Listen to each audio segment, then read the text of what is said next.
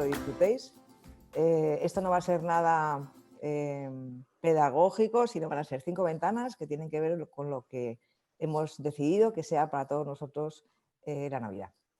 Así que hoy tendremos una apertura de excepción que os voy a contar, mi socia, Silvia Guarnieri, con Manuela, que van a empezar hablando de rituales, ceremonias, que conlleva eso en nuestras vidas, y luego poco a poco iremos hablando de más cosas. Así que, bueno, que espero que lo disfrutéis, que lo hemos hecho con todo el cariño del mundo, como siempre, que serán 20 minutos, bueno, vamos a romper el ritual de nuestras ventanas, que eran 20 minutos que hablamos nosotros y otros 10 o así para que para que también nos comentéis y nos aportéis todo lo que queráis. Y son las 6 en punto, queridos, así que sin más dilación, os doy entrada, apaguemos los micrófonos, porfi, y escuchemos a estas dos cracks, a Manuela y a Silvia. Bienvenidas. Gracias. Gracias. Bueno, lo de cracks va por la cuenta de Eva, ¿vale?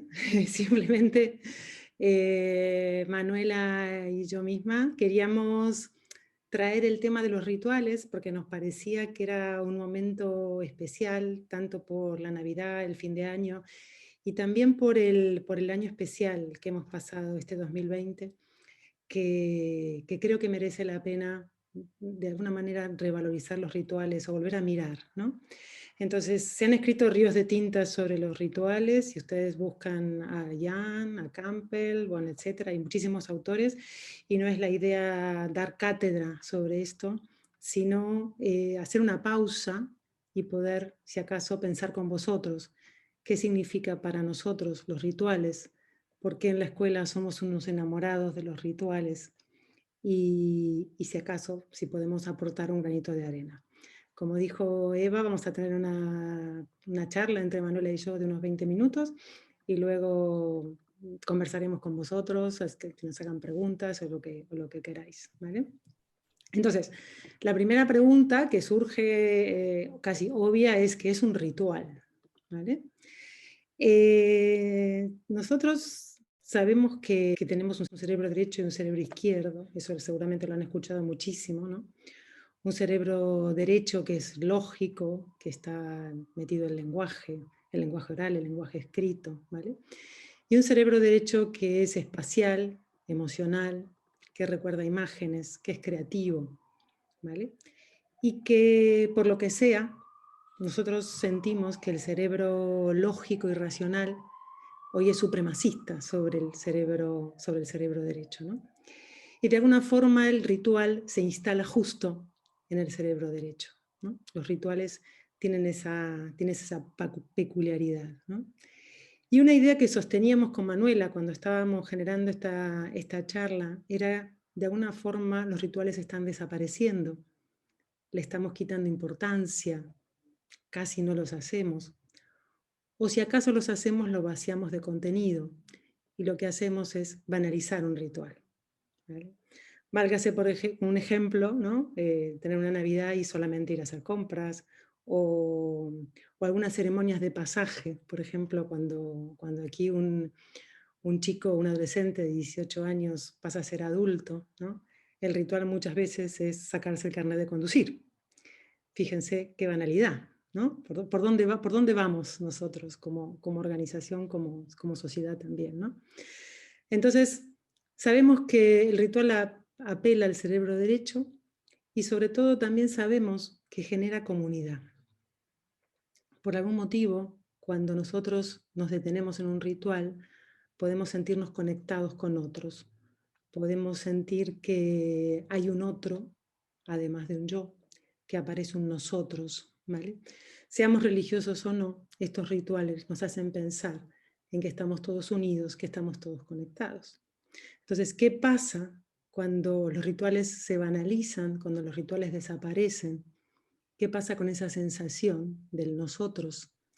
Y una de las ideas que nos daba vuelta a Manuela y a mí por la cabeza era que estábamos en una sociedad tal vez cada vez más narcisista, más yoica, más pensando en uno mismo y poco en la comunidad. Y justamente este año es un año para pensar en conexión, para pensar en un todos, en un nosotros, ¿no?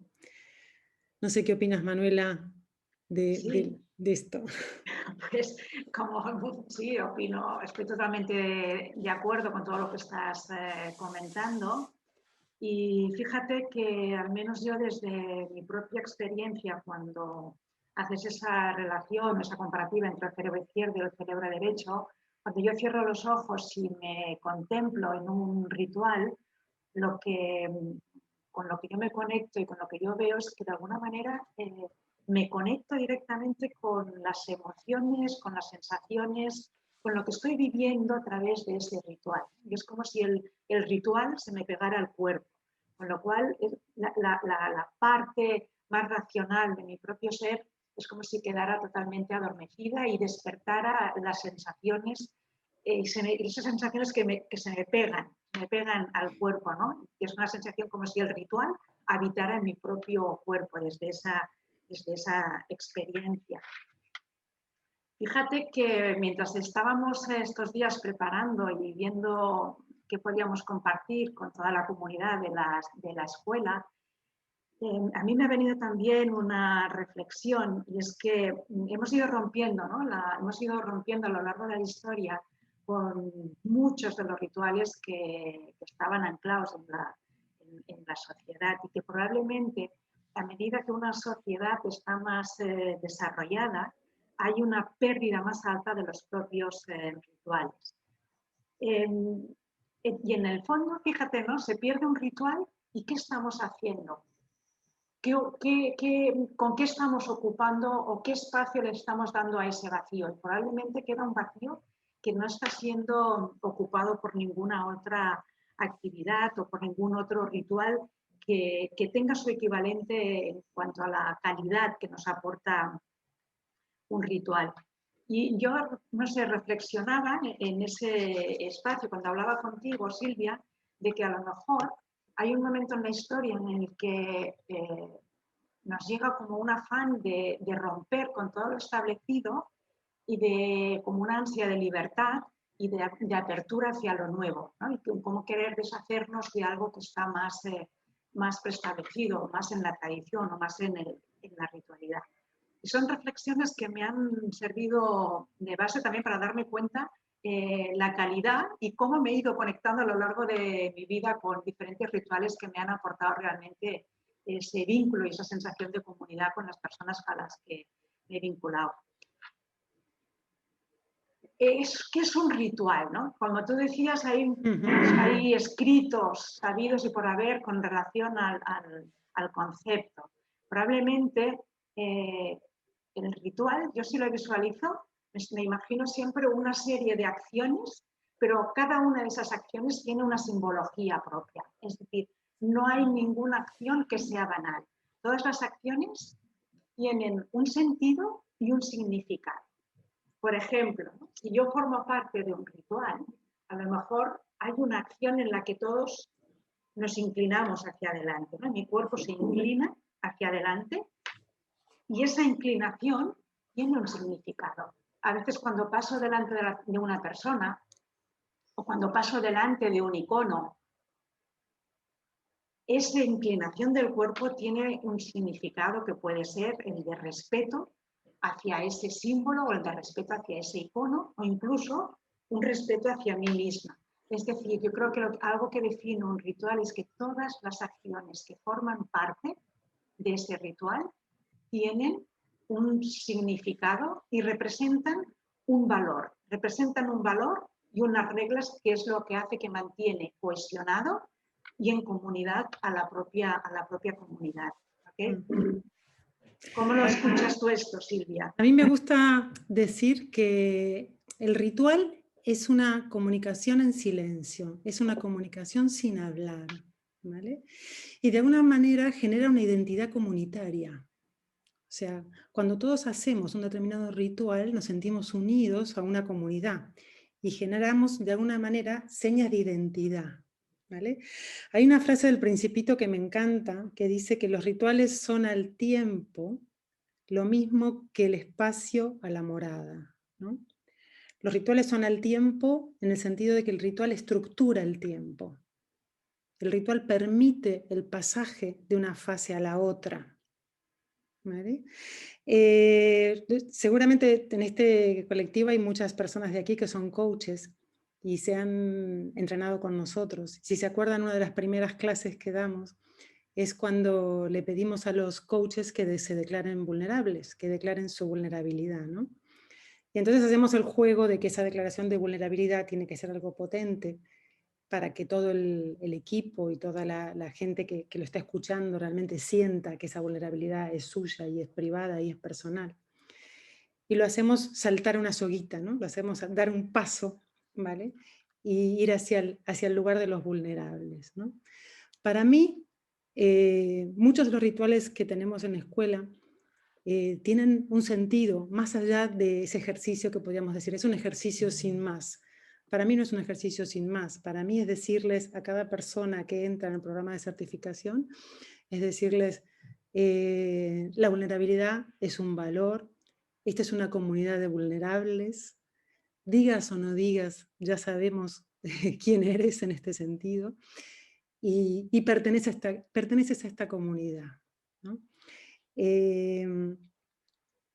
Tal vez nos permite pasar por la vida, por las fases, sin esa solución de continuidad que a veces pasamos por la vida y por los tiempos sin que haya un corte, ¿no? Cuando hay un corte, cuando hay un pasaje, cuando hay algo que empieza y termina, nos da la posibilidad entonces de pasar de fase. Por eso se habla mucho en los rituales del limbo, del espacio entre que estoy en una fase y paso a la otra, ¿no? Hay alguien que dijo, no sé dónde lo leí una vez, que decía que si los que se divorciaran hicieran un ritual sería más fácil los divorcios, ¿no? Y yo creo que sí, yo creo que realmente que puede ser verdad, ¿vale? Porque hacemos un ritual para el casamiento, pero no hacemos un ritual para el divorcio, o por lo menos yo no los conozco, ¿no? O no están tan habituados, ¿vale? Entonces, nada. Quiero rescatar esta idea que trae Silvia, que me parece súper poderosa, esta idea de que los rituales, tal como también, ¿no?, nos dice Han en su libro, los rituales generan una comunidad sin comunicación. Creo que es una idea súper poderosa. Al menos, ¿qué quiere decir, no? Que generan una comunidad sin comunicación. ¿Qué tiene que ver? Pues probablemente tiene que ver con el que cuando nos sentimos realmente en comunidad, el ritual nos invita a tener la boquita cerrada. Es un aprendizaje de callar en común, de callar en comunidad, de estar en un silencio en el que predomina la escucha de la comunidad, que es lo que genera también esa sensación de pertenencia a la comunidad.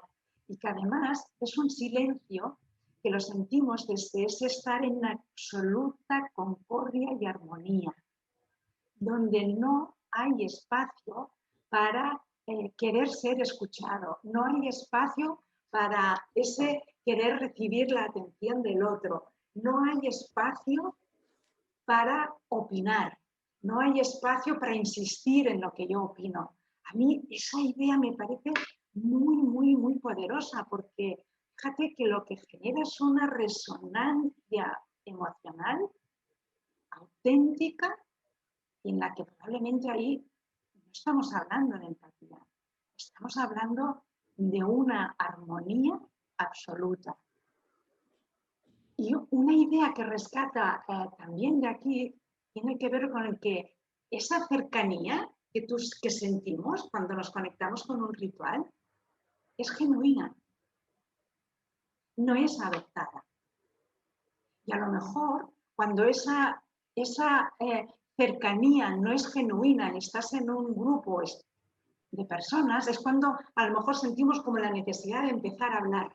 Y cuando la cercanía es genuina, el silencio es el que hace falta. Exacto, Claro, no hace falta. Claro. No hace falta. Mira, Manuela, como estamos en un entorno de coaches, la pregunta ¿para qué sirven los rituales? Va de suyo. Así que, vamos, ¿para qué sirven los rituales? ¿Para qué? Lanza. A ver, ¿para qué sirven? Te digo cosas que se me ocurren, ¿vale? Ya dijimos que es una ceremonia de pasaje, para pasar de fase. Aunque sea el ritual que nos tomemos un whisky los viernes para decretar que es viernes, no importa, pero es un ritual, ¿vale? ¿Listo? ¿Perdona? Que sí, sí, listo, listo, sí, Vale. sí. De alguna manera también a mí me gusta como contrajuego. La idea de que a partir de un ritual, ¿vale? Se genera un juego diferente. Los que han pasado por la escuela se acuerdan del hotel en donde dejaban los personajes, ¿no? El ritual para dejar el personaje y constituirme en otra persona o en otro personaje, si acaso, ¿no? Entonces, este ritual permite un contrajuego. A partir de ahí, las cosas son diferentes. ¿Vale? Cuando hablamos sobre los juegos que jugamos y vemos que determinados juegos son habituales y son recurrentes y tal, nosotros como coaches invitar al contrajuego desde el ritual es apuntar al cerebro derecho, a la imaginación, a la creatividad, para que a partir de ahí la persona entienda algo diferente que a veces desde la lógica y desde la palabra no lo conseguimos, ¿no? Entonces, esta invitación al contrajuego a mí me encanta, que es un poco también lo que decíamos antes de la vulnerabilidad, ¿no? Sí. Cuando tú entras a la escuela europea de coaching te tienes que hacer vulnerable, es el contrajuego, no hay otro juego. No puedes venir y decir que eres wow, espectacular y bárbaro, ¿vale? Bueno, o lo puedes decir, pero no te vamos a creer, ¿vale? De alguna forma, esta idea, ¿no? No sé para qué sirven los rituales, que esta pregunta, ¿qué más te surge, Manuel, a ti? Surgen muchas ideas, Silvia, me surgen. Nos dan identidad, nos identificamos con los valores, nos identificamos con las creencias de la comunidad, nos identificamos también, tienen un sentido, un propósito. En los rituales también, fíjate que cuando observas y vives un ritual, hay algo muy poderoso, porque las cosas que se utilizan en un ritual se utilizan con un cuidado, se utilizan con un mimo, se utilizan con un amor. Los gestos son con tanta armonía que se usan, no se consumen. Las cosas no se desgastan. Las cosas que se utilizan en un ritual pueden hacerse viejitas y eso las honra. Y eso las honra. Eso las honra, ¿no? Entonces sirven para hacer uso de esos elementos que por sí mismos ya son una narración, nos cuentan cosas, los símbolos que utilizamos y las cosas, ¿no? Y esto que tú decías, que sirven para sentirnos parte de un todo, ¿no? Lo que tú decías, lo traías al principio, hace que desaparezca nuestro yoísmo para conectarnos con el nosotros, con la comunidad, para dar paso a nosotros. Sí, una cosa que también a mí me surgía, ¿vale? Que algunos grupos extremistas conocen muy bien el valor de los rituales, ¿vale? Si alguien ha visto la película La Ola, y no la voy a contar entera porque es mucho, bueno, no creo que ya perder tanto tiempo aquí, ¿no? Pero mírenla y googleenla en internet, ¿vale? Como la ola sin H, ¿no? Ola, de ola, Del mar. Del mar, ¿vale? Es interesante cómo algunos grupos extremistas utilizan esto para generar comunidad, ¿vale? Porque una de las hipótesis de esa película era todos podemos llegar en el momento a ser nazis, ¿no? Es un poco fuerte. Pero la idea me gusta porque entonces nos lleva más allá a esa humanidad en donde probablemente nosotros también en algún momento podemos hacer algo feo, ¿no? Pero lo cierto es que esos rituales que generan esa comunidad y esa pertenencia, hay mucha gente que usa esto malamente, ¿vale? Entonces, ¿cómo también utilizarlo desde forma positiva? ¿Cómo utilizarlo para generar identidad, para volver a mirar lo que no miramos, para detenerse, para generar conexión, ¿no? O sea, para todo esto que para nosotros puede ser positivo. Y a veces incluso esas fórmulas de los rituales que tienen mucho de cortesía, tal vez, mucho de, como decía antes Manuela, ¿no? De que me adelanto a lo mejor o hago algo, una reverencia, ¿no? Y esas fórmulas de cortesía que hoy por hoy casi somos hostiles a esas formas de cortesía. Decimos, bueno, no valen para nada, mejor no las hago, mejor tal. Y también ahí evitamos entonces el ritual, ¿no? El ritual también tiene mucho de cortesía, tiene mucho de volver a mirar, tiene mucho de instalar la demora, ¿no?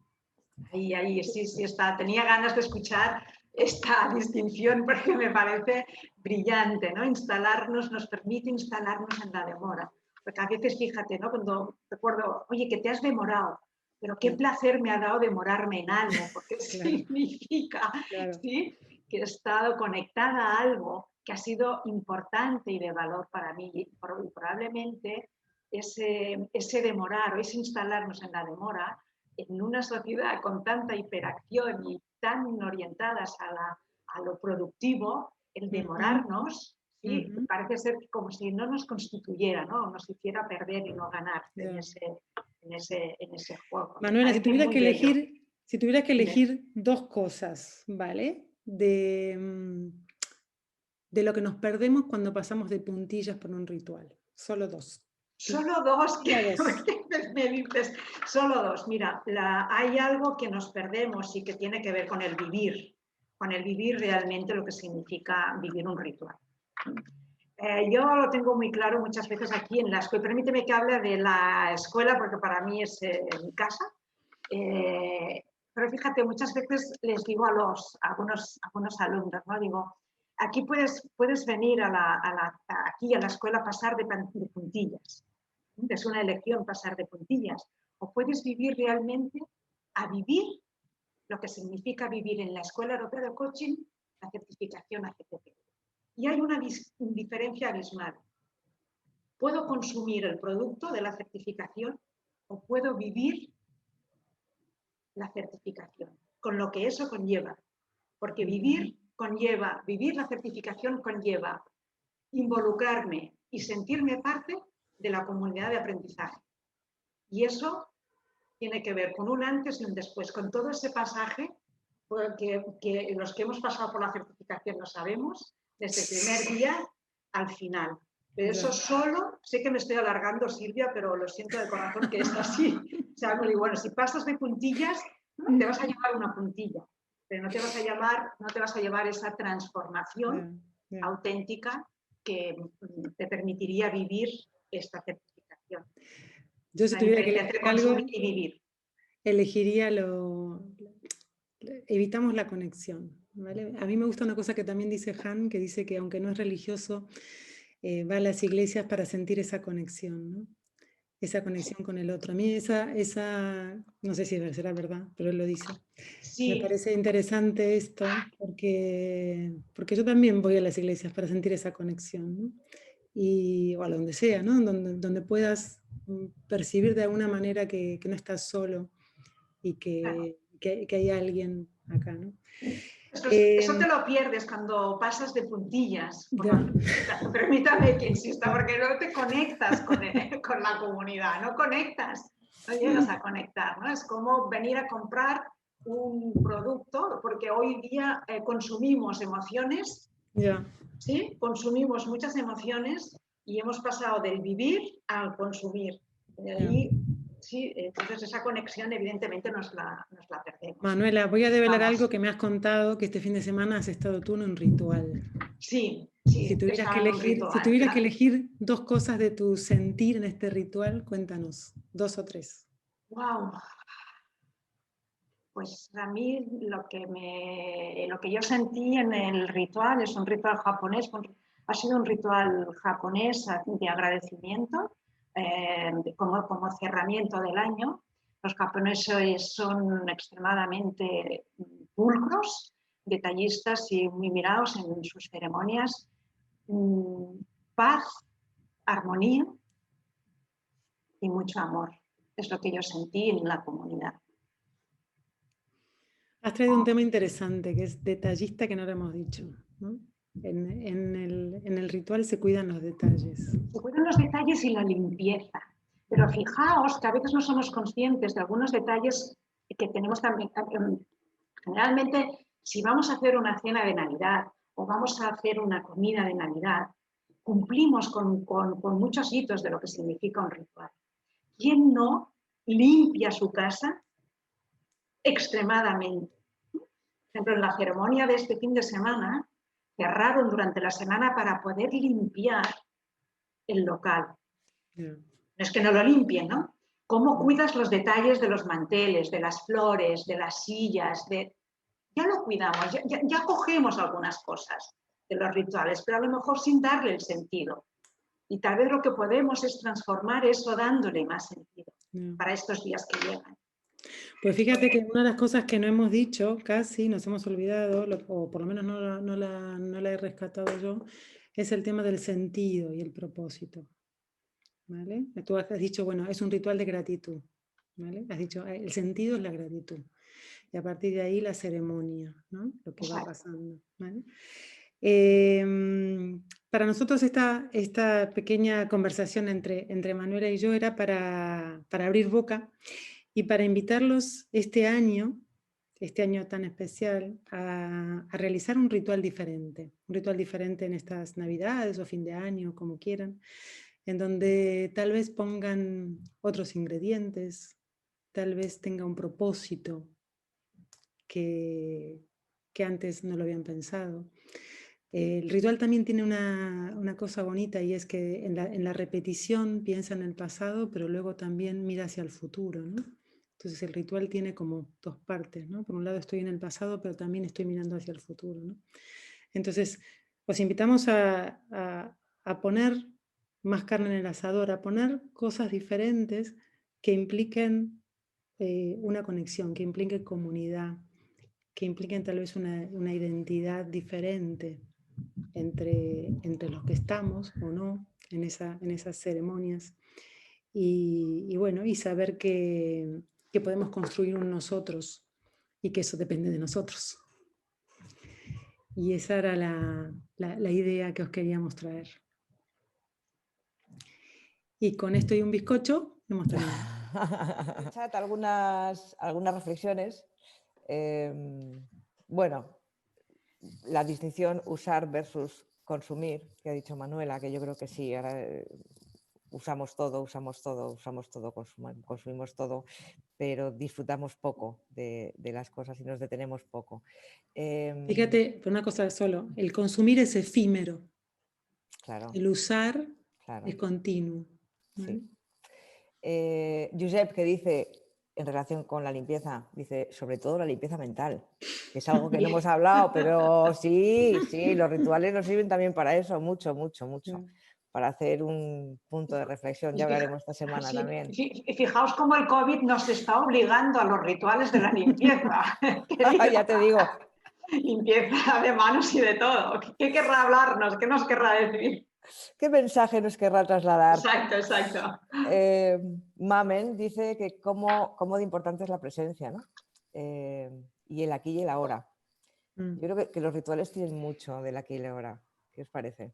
Sí, total, porque no hay conexión si no estás presente, si no estás por y para la comunidad, ¿no? Pero hablábamos antes, Silvia lo ha dicho ya al principio, sales del yoísmo para estar conectada con la comunidad. Muy bien. Pues nos queda poquito tiempo. Yo creo que abrimos micrófonos y a calzón quitado. Quien quiera participar, quien quiera preguntar, quien quiera aportar, idea, claro. Referente, si me permitís, referente al aquí y ahora, hay un ritual dentro de lo que es la Eucaristía, que es que cuando se va a leer el Evangelio, todo el mundo se pone en pie. Entonces, si le preguntas a muchas personas que asisten a esa Eucaristía, no saben por qué se ponen en pie. Y es porque de esa manera se supone que vas a estar mucho más atento, más aquí y ahora, en la lectura del Santo Evangelio, ¿vale? Y luego los monjes budistas, durante sus actividades, tocan 3 veces el gong. Eso es muy breve.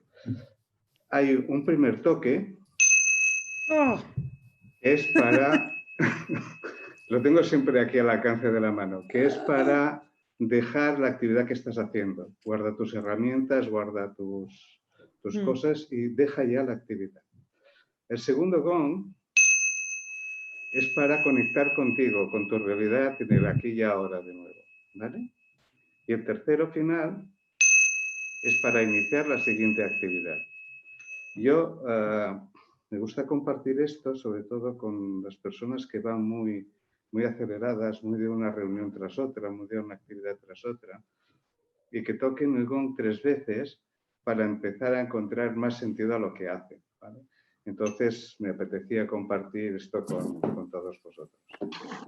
Gracias, me encanta esto porque una de las cosas que decía también Han era de que las series, ¿viste? Las series, los capítulos, ¿no? Que vas un capítulo a otro, bla, bla, bla, habla de un consumo bulímico de series que no terminan nunca tampoco, ¿sabes? Estamos como cada vez más habituados a que las cosas no empiecen ni terminen, y pareciera que eso es un continuo, ¿no? O sea, Sí, genera adicción en el fondo eso. claro. Nos genera esa adicción, porque no es como cuando ves una película que tiene un inicio y un final, ¿no? Fijaos que si alguien ha visto series, hablo por mi propia experiencia, te genera, ¿no? La adicción de decir, bueno, y la siguiente, y la siguiente, y la siguiente. Josep, soy Mamen. ¿Se me oye, no? Sí. Pues, me ha encantado lo que has comentado, porque es verdad que yo lo había oído más veces, pero bueno, al final mi cabeza no me da para retenerlo, pero me lo voy a quedar. Y además me liga precisamente con el agradecimiento que quería hacer, bueno, primero por la ventana, por supuesto, ¿no? Por esta ventana, por volvernos a ver todos, ¿no? Pero me ha encantado porque verdaderamente me habéis retado, porque a partir de ahora, no solamente en Navidad, sino a partir de ahora, voy a tratar con ese gong triple virtual, pero dotar de más sentido a tantos rituales que hacemos a lo largo del día, que en definitiva es, a ver, aquí, ahora, esto que hago de, no sé, que te levantas y a lo mejor das un beso a un hijo tuyo, hoy no, que me han dicho que estoy positiva.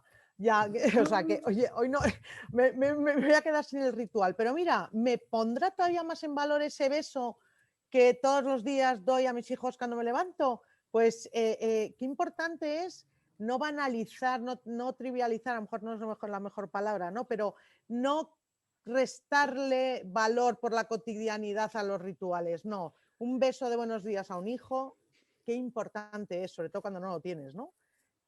Bueno, pues simplemente os quería dar las gracias por la ventana, por todo lo que habéis comentado, tanto Manuela como Silvia, y por el triple gong Josep, que me lo llevo aquí. Casi hasta me lo compro, fíjate. Yo creo que nos lo llevamos todos, el triple gong de Josep. Mil gracias. Gracias. Y eso también es un ritual. Si en las Navidades cristianas hay un ritual que es el calendario de Adviento, ¿no? Yo me acuerdo cuando era pequeñita que ibas abriendo las ventanitas para coger la chocolatina. Cuando eres pequeño no sabes de qué va el tema, pero luego ya vas viendo que todo tiene un significado, ¿no? Pues con la de hoy hemos abierto nuestro calendario de Adviento de 5 días solo. Es un mes cortito de ventanas, pero con una potencia y con un gusto absoluto de volveros a tener. Estamos en tiempo, el ritual requiere ser precisos y concretos con el tiempo, así que mañana nos vemos de nuevo. Un abrazo enorme a todos y mañana seguimos, queridos. Muchas gracias. Muchísimas gracias. Gracias a todos. Gracias a todos. Chao.